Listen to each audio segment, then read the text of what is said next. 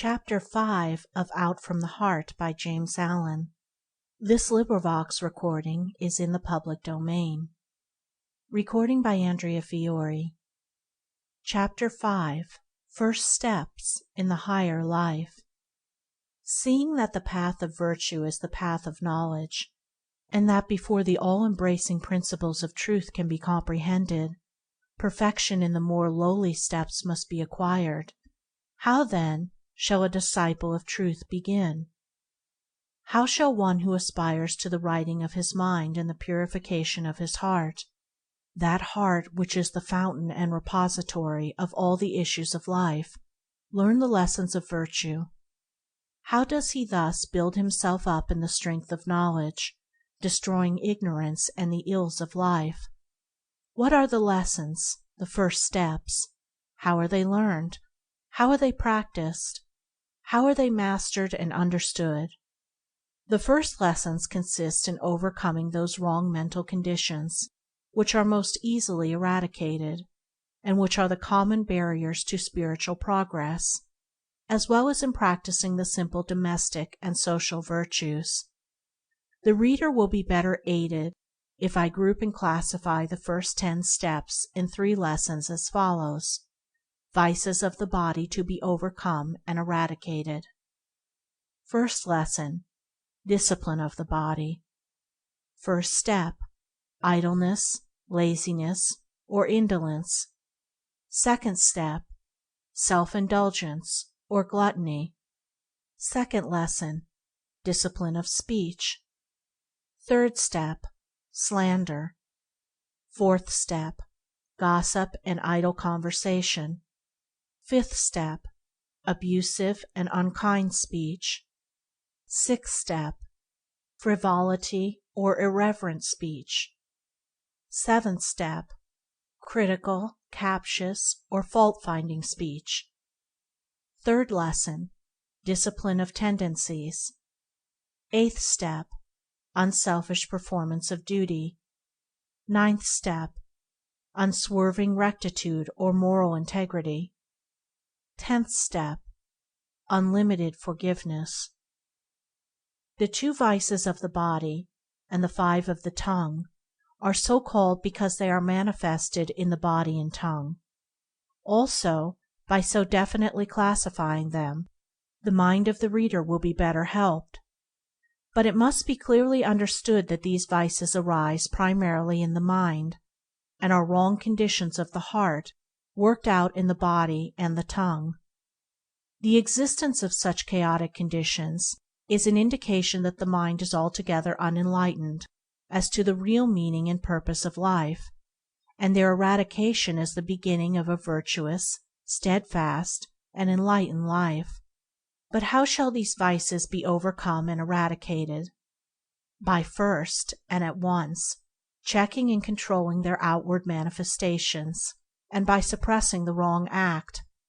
This will stimulate the mind to watchfulness and reflection until by repeated practice it will come to perceive and understand the dark, wrong, and erroneous conditions of mind, out of which such acts spring.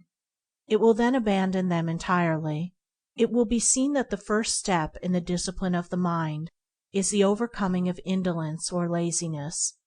This is the easiest step, and until it is perfectly accomplished, the other steps cannot be taken. The clinging to indolence constitutes a complete barrier to the path of truth. Indolence consists in giving the body more ease and sleep than it requires, in procrastinating, and in shirking and neglecting those things which should receive immediate attention.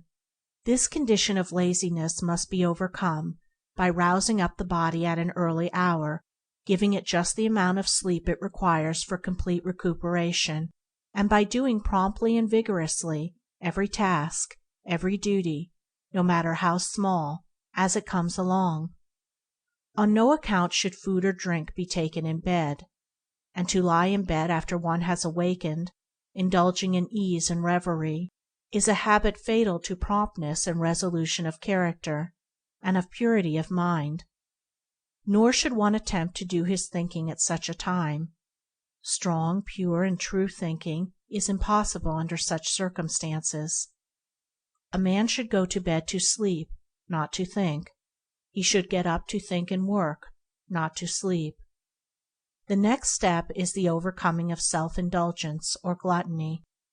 The glutton is he who eats for animal gratification only, without considering the true end and object of eating. He eats more than his body requires, and is greedy after sweet things and rich dishes. Such undisciplined desire can only be overcome by reducing the quantity of food eaten and the number of meals per day, and by resorting to a simple and uninvolved diet. Regular hours should be set apart for meals, and eating at other times should be rigidly avoided. Suppers should be abolished, as they are altogether unnecessary and promote heavy sleep and cloudiness of mind. The pursuit of such a method of discipline will rapidly bring the once ungoverned appetite under control, and as the sensual sin of self-indulgence is taken out of the mind, the right selection of foods will be instinctively and infallibly adapted to the purified mental condition. It should be well borne in the mind that a change of heart is the needful thing, and that any change of diet which does not promote this end is futile. When one eats for enjoyment, he is gluttonous. The heart must be purified of sensual craving and gustatory lust.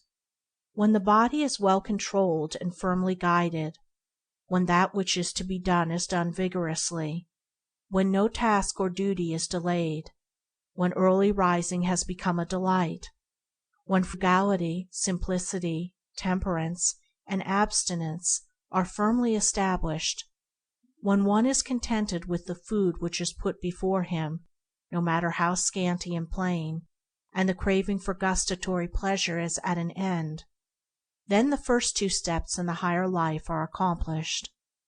Then is the first great lesson in truth learned. Thus is established in the heart the foundation of a poised, self-governed, virtuous life. The next lesson is the lesson of virtuous speech, in which there are 5 orderly steps. The first of these is overcoming the habit of slanderous speech.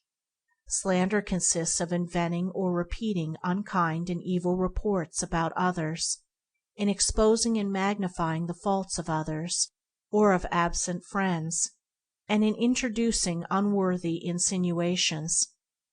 The elements of thoughtlessness, cruelty, insincerity, and untruthfulness enter into every slanderous act. He who aims at the living of the right life will commence to check the cruel word of slander before it has gone forth from his lips. He will then check and eliminate the insincere thought which gave rise to it. He will watch that he does not vilify or defame anyone.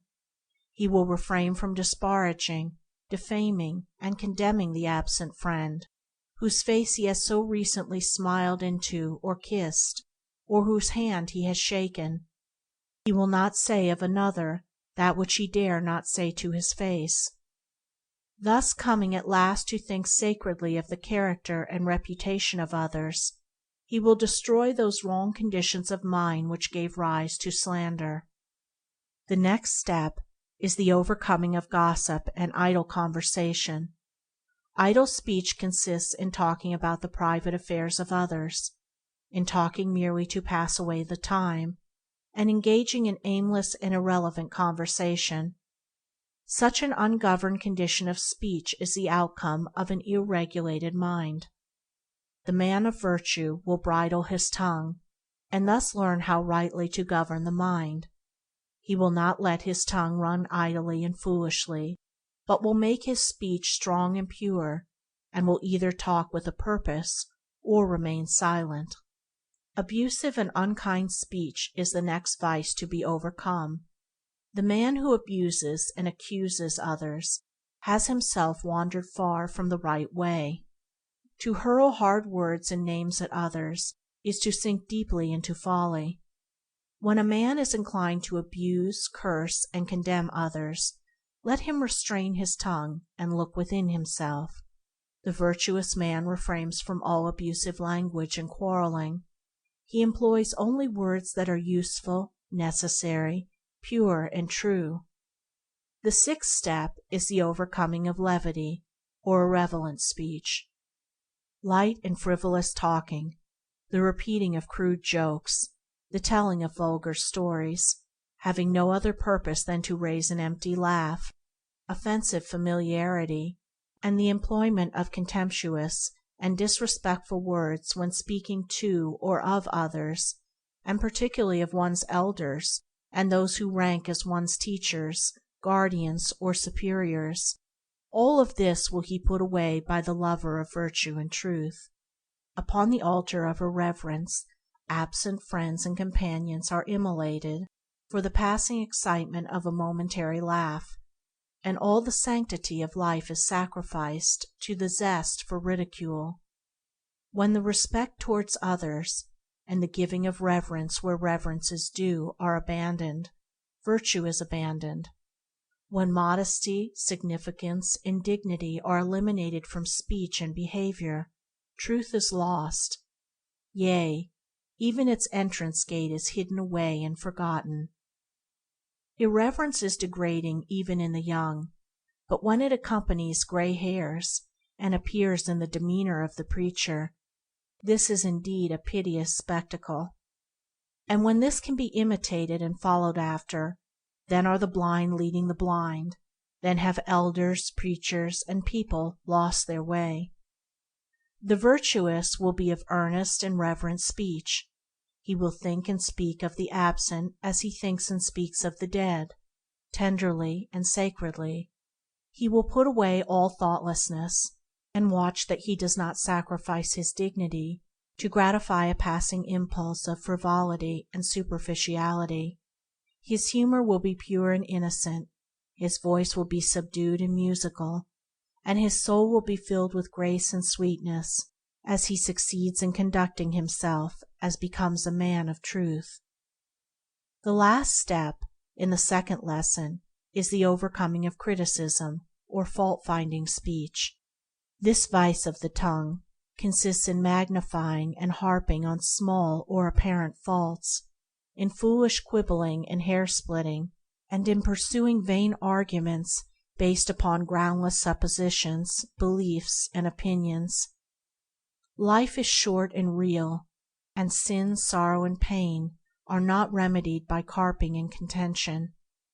The man who is ever on the watch to catch at the words of others in order to contradict and dispute them has yet to reach the higher way of holiness, the truer life of self-surrender. The man who is ever on the alert to check his own words in order to soften and purify them will find the higher way and the truer life. He will conserve his energies, maintain his composure of mind, and preserve within himself the spirit of truth. When the tongue is well controlled and wisely subdued, when selfish impulses and unworthy thoughts no longer rush to the tongue demanding utterance, when the speech has become harmless, pure, gentle, gracious, and purposeful, and no word is uttered but in sincerity and honesty, then are the 5 steps to virtuous speech accomplished. Then is the second great lesson in truth learned and mastered. And now some will ask, but why all this discipline of the body and restraint of the tongue? Surely the higher life can be realized and known without such strenuous labor, such incessant effort and watchfulness? No, it cannot. In the spiritual as the material, nothing is done without labor, and the higher cannot be known until the lower is fulfilled. Can a man make a table before he has learned to handle a tool and drive a nail? And can a man fashion his mind in accordance with truth before he has overcome the slavery of his body? As the intricate subtleties of language cannot be understood and wielded before the alphabet and the simplest words are mastered, neither can the deep subtleties of the mind be understood and purified before the ABC of right conduct is perfectly acquired. As for the labor involved, does not the youth joyfully and patiently submit himself to 7 years' apprenticeship in order to master a craft? And does he not, day by day, carefully and faithfully carry out every detail of his Master's instructions, looking forward to a time when, perfected through obedience and practice, he shall himself become a master? Where is the man who sincerely aims at excellence in music, painting, literature, or any trade, business, or profession, who is not willing to give his whole life to the acquirement of that particular perfection? Shall labor then be considered where the very highest excellence is concerned, the excellence of truth? He who says, "The path which you have pointed out is too difficult. I must have truth without labor, salvation without effort," that man will not find his way out of the confusions and sufferings of selfhood. He will not find the calm, well-fortified mind and wisely ordered life. His love is for ease and enjoyment, and not for truth. He who, deep in his heart, adores truth, and aspires to know it, will consider no labor too great to be undertaken, but will adopt it joyfully and pursue it patiently. By perseverance in practice he will come to the knowledge of truth. The necessity for this preliminary discipline of the body and tongue will be more clearly perceived when it is fully understood that all these wrong outward conditions are merely the expressions of the wrong conditions of the heart. An indolent body means an indolent mind. An ill-regulated tongue reveals an ill-regulated mind, and the process of remedying the manifested condition is really a method of rectifying the inward state. Moreover, the overcoming of these conditions is only a small part of what is really involved in the process. The ceasing from evil leads to, and is inseparably connected with, the practice of good. While a man is overcoming laziness and self-indulgence, he is really cultivating and developing the virtues of abstinence, temperance, punctuality, and self-denial. He is acquiring the strength, energy, and resolve which are indispensable to the successful accomplishment of the higher tasks. While he is overcoming the vices of speech, he is developing the virtues of truthfulness, sincerity, reverence, kindliness, and self-control, and is gaining that mental steadiness and fixedness of purpose without which the more remote subtleties of the mind cannot be regulated, and the higher stages of conduct and enlightenment cannot be reached. Also, as he has to do right, his knowledge deepens and his insight is intensified. Just as a child's heart is glad when a school task is mastered, so with each victory achieved, the man of virtue experiences a bliss which the seeker after pleasure and excitement can never know. And now we come to the third lesson in the higher life, which consists of practicing and mastering, in one's daily life, three great fundamental virtues. 1. Unselfish performance of duty. 2. Unswerving rectitude, moral integrity. 3. Unlimited forgiveness. Having prepared the mind by overcoming the more surface and chaotic conditions mentioned in the first two lessons, the striver after virtue and truth is now ready to enter upon greater and more difficult tasks, and to control and purify the deeper motives of the heart. Without the right performance of duty, the higher virtues cannot be known, and truth cannot be apprehended.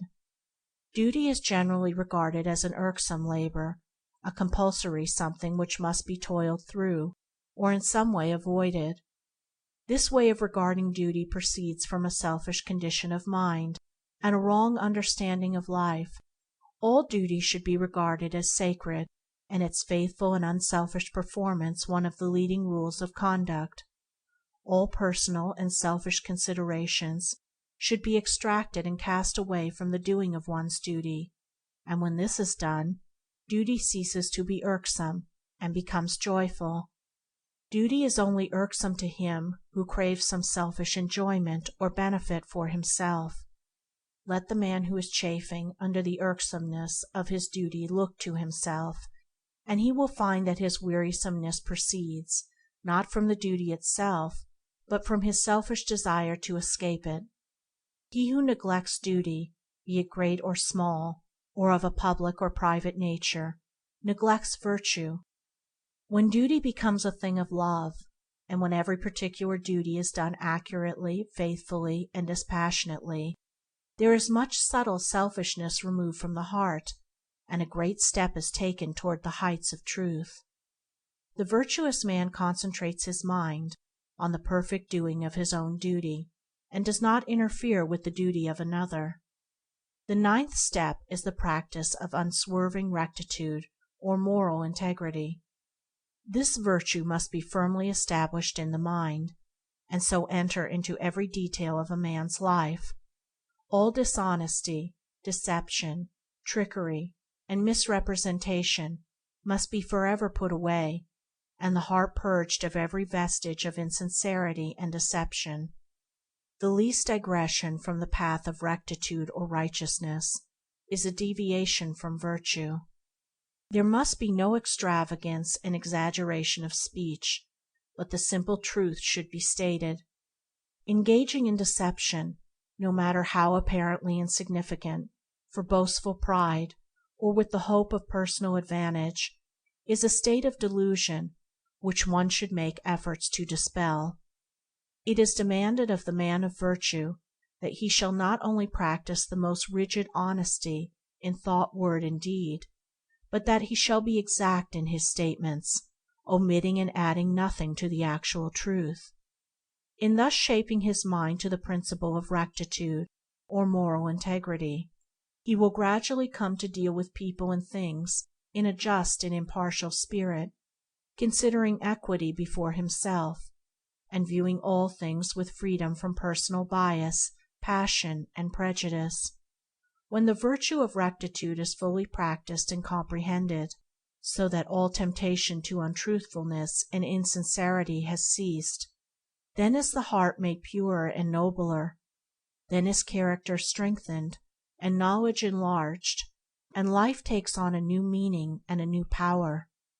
Thus is the ninth step accomplished.